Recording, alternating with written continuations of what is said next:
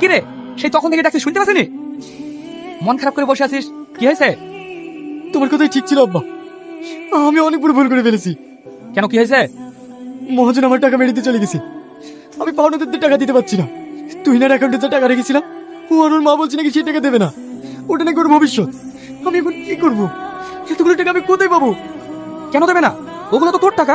চল আমি গিয়ে দেখছি। ও টাকা না দিয়েছেন ভালো করেছে, ওর তো একটা ভবিষ্যৎ আছে। আরে রিয়াজকে আমি আগেই বলেছিলাম মালগুলো আমাকে দিতে, তখন আমার কথা শোনেনি। আর তাছাড়া ছেলে হিসেবে ততটা ভালো না, বিয়ে দিয়ে ফেলেছেন, এখন আর কি করার আছে? তুমি ঠিকই বলেছো, আমি সব বলে দিয়েছি, ওই এক টাকাও দিতে পারবে না। কইবা? হ্যাঁ আসছি। তোমরা কথা বলে তাহলে। আরে তুমিও তো চিন্তা করছো কেন? আমি তো আছি। তুমি দেখি কি হবে, তোমার তো বউ আছে। ও আছে তো কি হয়েছে, আমি তোমাকেই বিয়ে করবো। আর তাছাড়া আমার তো দুটো বাড়ি, তোমাকে নিয়ে আর একটা বাড়িতে থাকবো। বুড়ি একটু বাইরে আয়।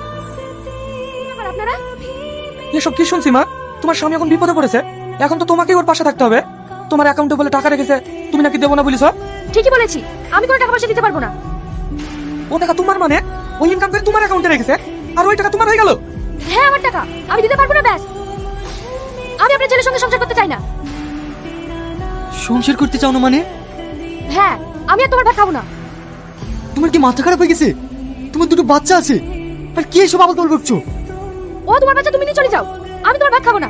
বাচ্চা দুটোর মুখের দিকে একবার তাকাও। আমি কারোর দিকে তাকাতে পারবো না, তোমার সঙ্গে সংসার করলে আমার জীবনটা শেষ হয়ে যাবে। তুমি যাও এখান থেকে।